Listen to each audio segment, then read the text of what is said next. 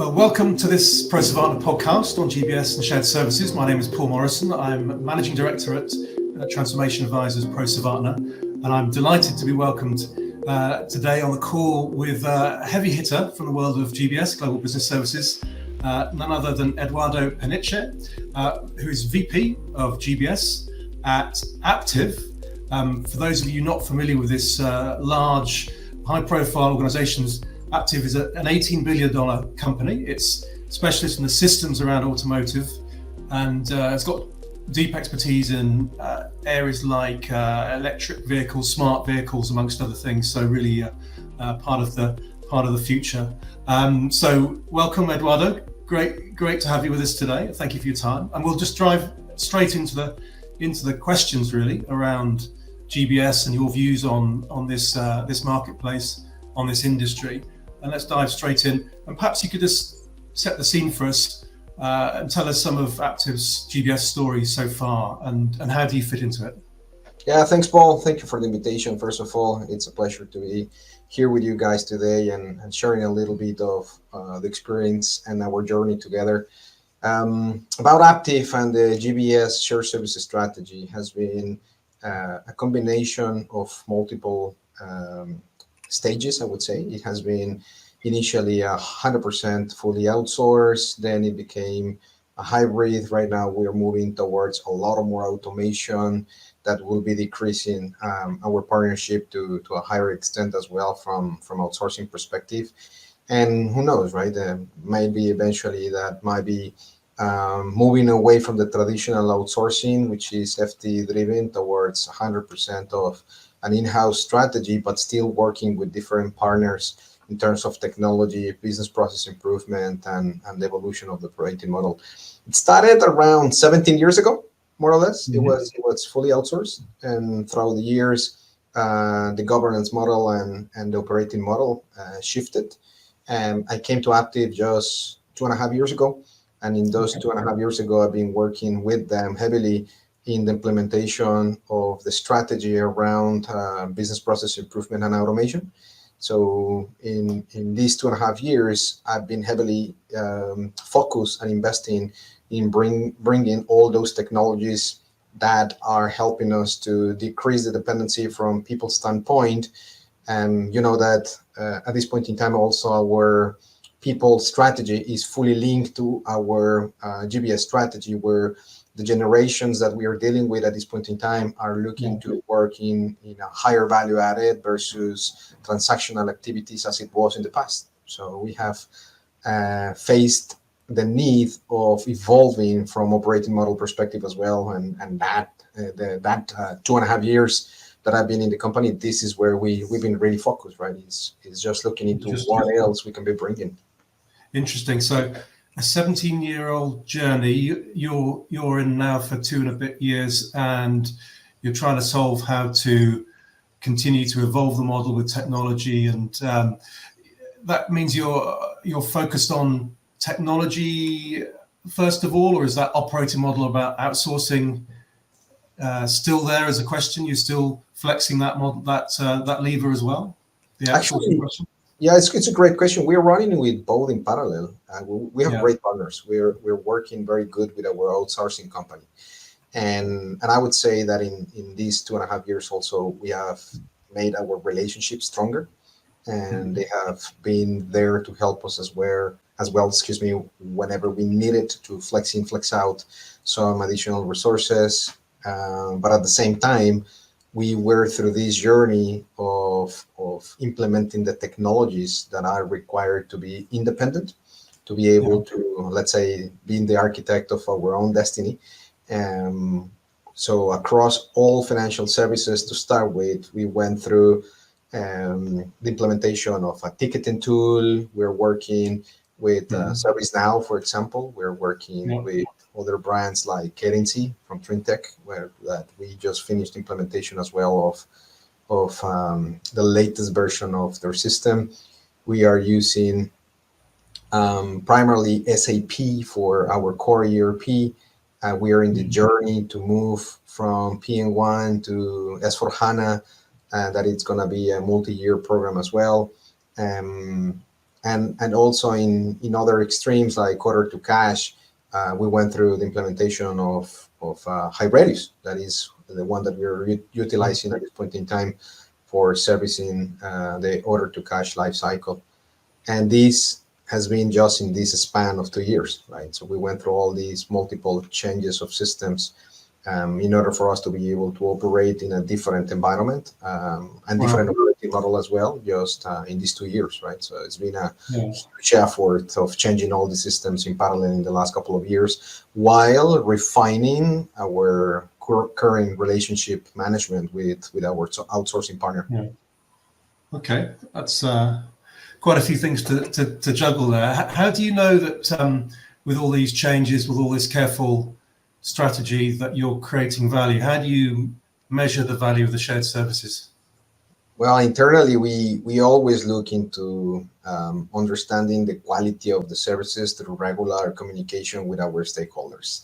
And as it should be with most of our organizations, which are responsible of delivering a service, we are having a specific regular KPIs management, right? So we are evaluating continuously our goals, our KPIs, our objectives, whatever we have determined at the beginning of the year of what we want to achieve, and then continuously getting back to our stakeholders and just ask for feedback, surveys, etc., to understand as well if there is really any value. Obviously, there are elements which are not subject to a survey, which are linked 100% to a financial result, right? If we said we need to save a specific amount of money in X period of time, there should be a return over the investment of X particular systems, etc., etc.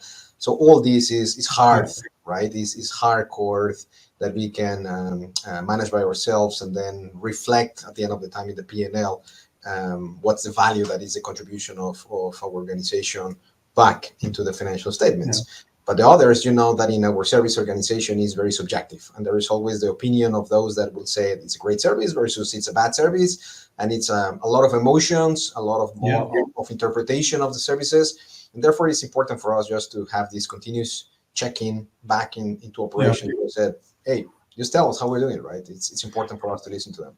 That's really interesting. Do you use NPS for that? Is NPS or something like that enough to get a measure, or you need to go far beyond that? No, it's a traditional NPS. It's a very simple survey that we use as well continuously, just to try to understand what do they think about our services, and so far has been useful. When I came to the company, we have a very simple Excel sheet that it was sent. Right now, we have a little bit more of a robust system to send the organization back, but it's still. It's a very simple, regular questionnaire that we're asking to our stakeholders, right? It's just to tell us where we are, right? And their opinion is very important. At the end of the time, as a service organization, we exist to deliver value to our internal customers, to our stakeholders. If we don't do that, then why we're here, right? So I like that simplicity of vision. And you mentioned at the start of the conversation around the sort of younger generations, who are the bedrock, the focus of the team. Do you consider them as stakeholders? How do you measure value delivered to the team? Is that something you measure as well? Continuously, yes. And this is a little bit beyond what we have in the GBS as a company practice in Aptiv. We have these regular check-in every 6 months. We go back and we measure ourselves every 6 months as well. The feedback from our internal, from our associates, and to understand as well how they're feeling. And this is a very comprehensive survey that includes everything in the company, that also involves the maturity of processes, the maturity of systems, the work-life balance, many of these things as well, just to understand if they're feeling that sense of contribution, sense of belonging, and in the broad picture as a company as well. So on relation to my organization itself, I can probably tell you that we've been increasing the results every 6 months. It's getting better and better and better. And it's probably because of the same. I think that I remember when I came 2.5 years ago, and the first conversation was, we work in a very obsolete environment, and where processes are very outdated. We're not doing anything on process improvements. We have the same obsolete systems. And as I told you, in a very short span of time, we just went through a massive transformation, right? So, and we built a framework also, right? That's very important as part of our operating model, to have dedicated people working in processes. So we have a group of associates working in process improvement. We build the lean culture, which was something that was very successful as well on training. 100% of the staff on the GBS, mandatory, they needed to go through a lean certification and then start working by themselves on building process improvement initiatives, and then supported by members on my organization at corporate level, which are just dedicated to do process improvement and automation, right? Because now it's linked. It's not only the traditional process improvements, which really goes or utilizing all old Lean and Six Sigma tools, but also is like how to get there and then automate, right? It's not only elimination of waste anymore, it's elimination of waste and automation, right? So it's adding the cherry on top of the cake for us is very important. Interesting. And let's dive into that automation side in detail. I like what you're talking about there about you've got traditional stakeholders where you've got to succeed with hard and soft metrics, and then by achieving those metrics with technology, you make the contribution, the satisfaction, the sense of belonging stronger for members of the team. So I like the sort of circularity of that. Let's go into the automation side of things. And in the first part of the conversation, you talked about SAP and HighRadius and other platforms. Are you doing much in and around smart automation tools like the process mining, robotics, chatbots as well, the sort of the non-function specific tools? Can you tell me about that? Yeah, we're using robotic process automation with UiPath. UiPath has been our partner already also for a couple of years. Has helped us a lot on streamlining the process, for example, in regular repetitive transactional activities across all service lines. Not only we are utilizing it not only on financial services, we're also utilizing it in some specific processes across the organization, in supply chain and logistics, and also in VAT compliance. And lately we started also with some work for human resources, where we're having some countries which are heavily dependent on paperwork still because of legacy or statutory. They're continuing to use a lot of paper still, and we are still there. It's still out there. It's still there, right? It's incredible at this point in time, but it's the reality. Some countries are still very, very heavy in paper, and what we're trying to do is to build the process around how we would digitize that particular process, and then utilize RPA to do the magic of extraction of data and then injection into the different systems. And try to eliminate to the maximum possible extent data capture and transactional errors and many of these things that continue to happen across the entire world, right? It's really across all the different service lines, different functions. We continue to see a highly dependent number of people, highly number of people still depending on transaction, right? And that's why we just want to utilize this type of technology. We use you asked me about chatbots. We use in ServiceNow, we have the functionality of chatbots enabled. We haven't really expanded to the extent that it should be because of the knowledge base required in order to have the chatbot working successfully. But it's part of the strategy. We have that on the pipeline. We're going to be, again, building up the knowledge base across the different groups where we are utilizing ServiceNow and ensuring that we have this automated response system, which is a great tool. The reality is that when we make the review and look at the statistics of the number and the quantity of and the type of queries that are coming to a shared services organization, it's just huge. The number of those questions and requests which are repetitive and that can be addressed in a self-service environment. So that's why We haven't really, again, built it up in the way that it's probably should, but it's going to come as part of our main strategy. We also utilize other technologies like Alteryx, that it's brilliant working for us on the consolidation of massive number of spreadsheets, and then automating many of the work again of data analytics that comes out of it is working really, really, really well. And we use another tool that it's very useful to replace what used to be a traditional OCR, optical character recognition. But it's the name of the company is Finmatics, and it works really well as well on doing that magic of looking in non-structured data to also extract and then help us to automate in collaboration with UiPath, and integrating as well directly with the ERP, right? So it's a combination of utilization of the technologies. That's great. That's the promise of smart automation, is to bring together these combinations to do great stuff. And I think for the ProServana team, we've seen that sort of interaction between RPA and next generation OCR suddenly become really good, whereas it's been maybe a little bit difficult with previous years. It's good to hear that's working for you. And maybe just to look at ServiceNow again for a second. I mean, it sounds like it's a very important tool for you. So to summarize, is it acting as the first line user experience for the GBS? Is that the vision, or is it sort of more focused on more sort of tactical role? How do you describe it? It is the vision. It is right now on the stage of deployment across the different service lines. The intention of utilizing it also is that it's going to become our catalyst to continue integrating more and more services into the GBS. And some other groups like traditional help desk for HR, etc. They may establishing these already within those service lines, and we will be integrating them as well as part of the GBS operating model.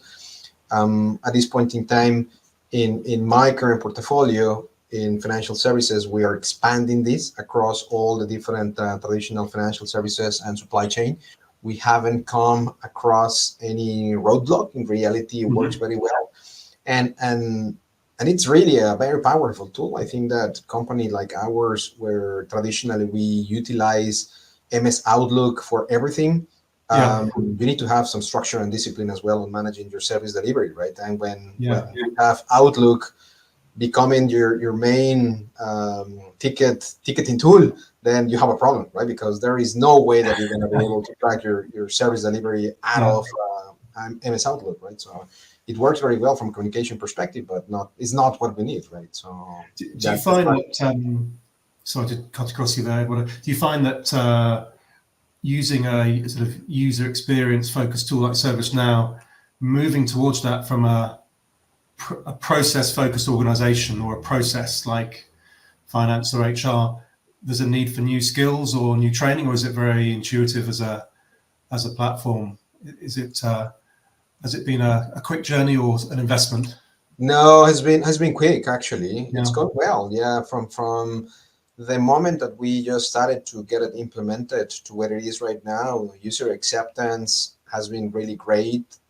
Training, development, the overall implementation of the different models as well that we have on this short journey, because it's relatively short since we started to collaborate with them, has been very, very, very, I don't want it to sound oversimplistic, but has been quite easy to get along with it. And again, the acceptance of the users has been very positive. And probably it's also because of the same that I'm telling you, right? If you're thinking on your workforce to start working in an enterprise solution, in an enterprise tool, rather than just the continuous utilization of MS Outlook as your main traditional tool for everything, then it's a big breakthrough, right? It's like, oh my God, thank you, right? It's like, finally, I have something else. Right. Very useful. But in general, has been very positive.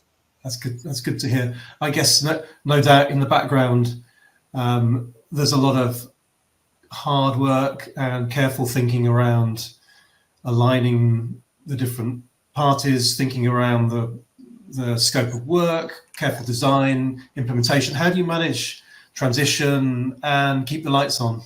You need to go through the pain points, right? That is all. I always share these, and Rakesh and I have shared thoughts about that in the past as well.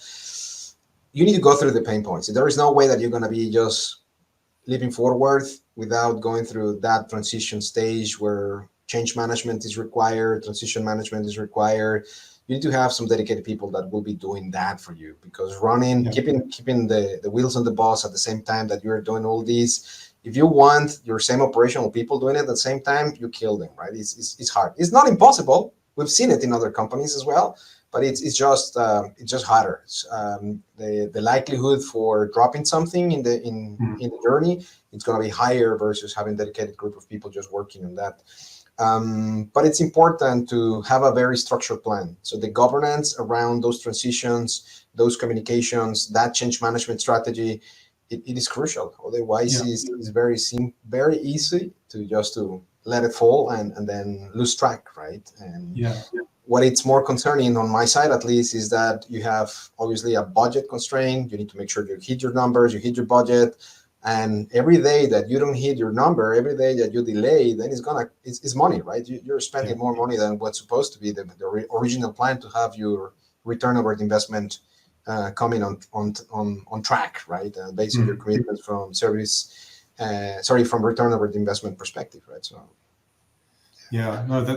that's very, very true. And I think when I hear about Aptiv and GBS, it's a very big beast, isn't it? You've been talking about financial services, supply chain, logistics, VAT, HRs, broad scope, and geographically, this is totally global, isn't it? Where are you operating?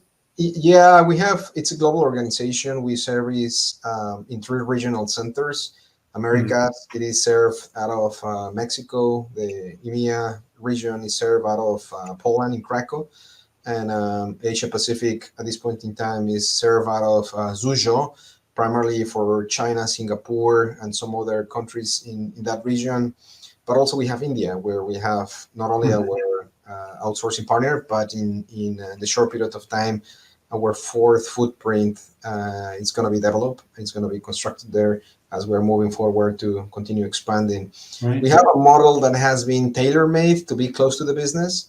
Our organization requires that proximity as well, and it's important to be close to the business. It's close to the sites. It's close to our operations, and therefore most of our governance, despite the fact that we have a very robust structure where we are standardizing globally our processes from service delivery standpoint, we still keep this in a regional perspective to be the closest possible to our business.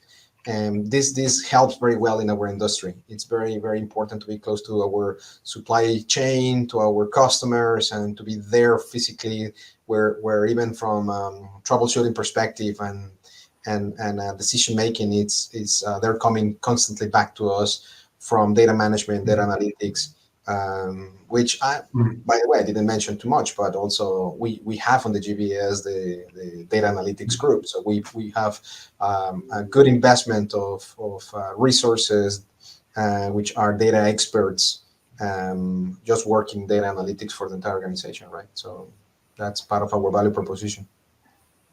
And no, it's really interesting to hear. And for the data analytics proposition or platform, what does that look like? Is that very heavily based in the ERP and core systems? Do you have a sort of standard data platform, or is it many things depending on the process you're talking about?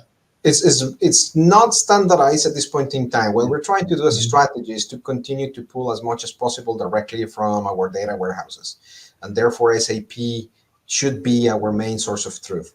However, because of, again, legacy reasons, we have multiple systems. We have obviously acquired entities that run in different ERPs, and at the end of the time, in the aggregate, we try to consolidate everything back into our data warehouses, in order for us to be able to do the analytics, pulling data from one source of truth. Still not yet there, still in evolution stage, And at the same time, we're also working in our visualization tools, which is not one. We have multiple visualization tools. We use Tableau. We use also Power BI. We're using ClickSense in some of our business units. And one of those strategic points for us in the future is really to look into the harmonization of those tools, consolidate and make the best of those tools to be the selected one. In the meantime, right now, we are just somehow playing with the different tools based on again, legacy and historical reasons, but also based on the requirements from our internal customers. And in the near future, we will be coming to that consolidation, but it's not the strategy at this point in time. So again, yeah, go ahead. Sorry, Edward. Is data and analytics, is that a service that you provide, or is that, so it's actually an actual process or a service that you deliver? Okay. That's right. It's as a service right now. When it was on the beginnings of the stage, it was more opportunistic. Right now, it's coming just as a service where we are getting more requests coming from different business units that are not even served within our shared services environment. Is now adopted as part of the value proposition of this organization, where anyone across the organization that they can come and make a request for a particular service, for a particular data analytics, that this team can do it for them. So we run it really as a service. It's analytics as a service. Yeah, excellent. Very, very interesting. Well, time is marching on, and I think we can have a whole conversation about probably most of these points. A couple more questions, and then we have to close. One is around we're in 2023. A few years back, there was a major global upheaval, different ways of working. Where do you stand, or where does Aptiv GBS stand on working models and working remote, and how does it impact productivity, do you think? For us, being close to our operations is very important. We are not against people working remotely. We're not against people being 100% in the office. And to be honest, we don't have a one-size-fits-all strategy.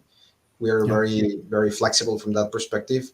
In some regions, given the proximity that we have of my regional centers to the business, it is a business need, not a requirement, need to have the people in the office to the large majority of their time, so they can collaborate, so they can work on all these business process improvement that I was talking about at the beginning of the session today, where they do Kaizen projects, so they need to be there in the office, so just they can do the process transformation. And we've seen that it's more effective when they do it there face-to-face than having people just in a video, right? And remotely trying to figure it out, understand, etc. In some regions, it works very well to have a hybrid. In some regions, we have seen it even as an opportunity to have some sitting and efficiency as well in our facilities, where we established that sitting sharing model and hot desk model, but people like it, right? I think that our workforce has been very vocal in terms of we like this hybrid structure, so it works very well in some of those regions. As I said, in other regions, is we don't even have a hybrid. People was back since 2021 to the office, right? We were still talking about COVID, and for us, it was like gone. Our people was already back 100% of their time in the office, and again, it was just because of the operating model and that customer requirement, that need of being close to our business. It really demands our staff to be there in the office, right? So, and our workforce get it. Really depends on the region. In Mexico, the people is more open. They said, I don't care. I can be in the office 100% of the time, and it's not a problem. In China, it's similar. In Krakow, it's probably more balanced, where the people in Poland, they said, a hybrid works good for us. So why not, right? So it's not one size fits all. It's really tailor-made to the different regions, and we're okay with that. I think that you asked me from productivity perspective. I don't think that working remotely has been impacting to a higher extent right now. I think that we learn how to deal with it. I think that we were able to manage as well the productivity driven by the similar KPI management, goals, very, very clear goals and objectives where the workforce understand what do they need to deliver on a daily basis. And it's very clear. There is no middle colors, right? It's black or white. You achieve or you don't achieve. And then you achieve, you're happy. You don't achieve, the door is wide open, right? So it's a very, very disciplined in the way that we manage the productivity and the performance of the workforce in general.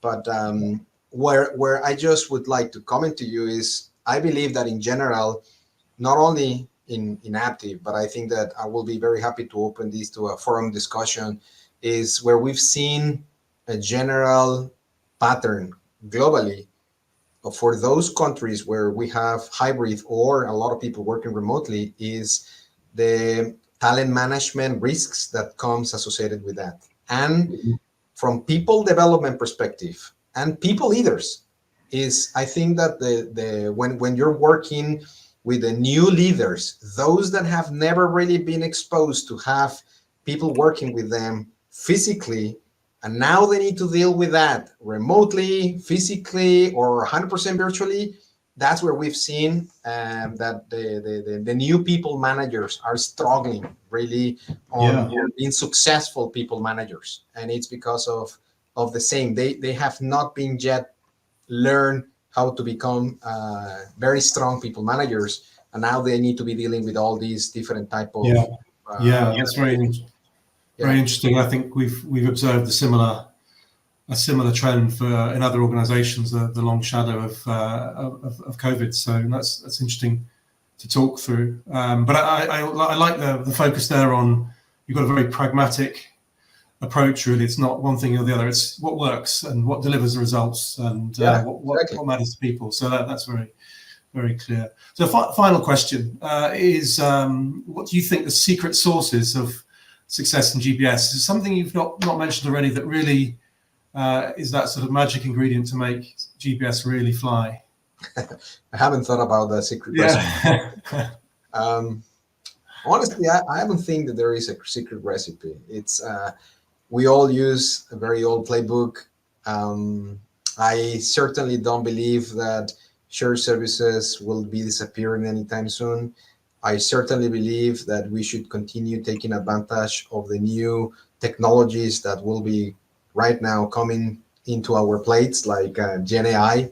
Certainly, it should help us to continue providing value of services to our organizations. I think that at the end of the time, managing our workforce to continue to be the main value differentiator for the organizations, while at the same time we continue making the difference through process optimization, improvement, and automation, it will continue delivering the success of a GBS.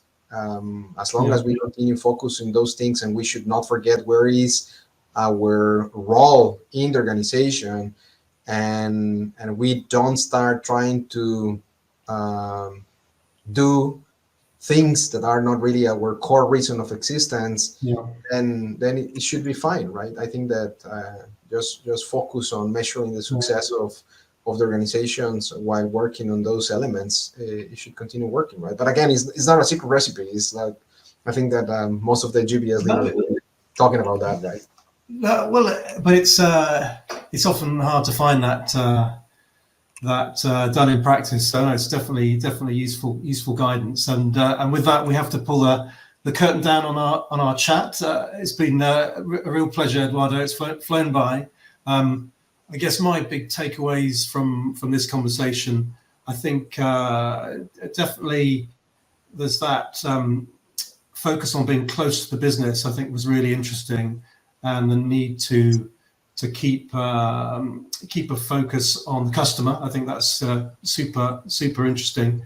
I was very interested to hear about data as a service as well. I think, and the fact that you're still climbing a mountain there. You say you've still got work to do, but as an organization, that's been built into the GBS strategy is really interesting.